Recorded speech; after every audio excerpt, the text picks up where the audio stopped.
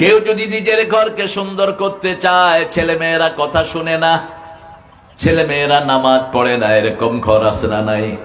পিতা মাতা দুইজন নামাজি, বলতে বলতে জান শেষ, মেয়েরা পর্দা করে না, ছেলেরা নামাজ পড়ে না, কথা শুনে না। সূরা বাকারা পড়া শুরু করেন, আপনার ছেলেও নামাজি হবে, মেয়েও নামাজি হবে। বরকত নাজিল করবেন কে?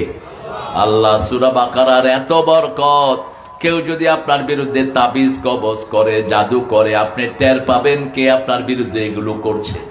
আপনাকে আল্লাহ স্বপ্নে দেখা দিবেন। এত পাওয়ারফুল এটা। আপনি বিদেশে বসে সূরা বাকারা পড়বেন, ঘরে আপনার ছেলেকে আল্লাহ সুস্থ করে দিবেন। এই হলো সূরা বাকারা। রাসূল সাল্লাল্লাহু আলাইহি ওয়াসাল্লাম বলছেন, এই সূরা বাকারাতে এমন একটা আয়াত আছে, এই আয়াতটা যে 5 ওয়াক্ত নামাজে পড়বে, তার সাথে জান্নাতের সাথে পার্থক্য হবে মধ্যখানে মৃত্যু। মৃত্যুর পরে তাকে জান্নাত দিয়ে দিবেন কে? আবার রাসূল বলছেন, এই সূরাতে 2টি আয়াত আছে, আল্লাহ নিজে স্পেশাল দরজা খুললেন। রাসূল সাল্লাল্লাহু আলাইহি ওয়াসাল্লাম বসে আছেন, জিবরাইল আমিন আলাইহিস সালাম সামনে। জিবরাইল আমিন রাসূলের কাছে কতবার এসেছেন বলেন তো? 24,000 বার। কতবার? মাশাআল্লাহ, আরো জোরে বলেন।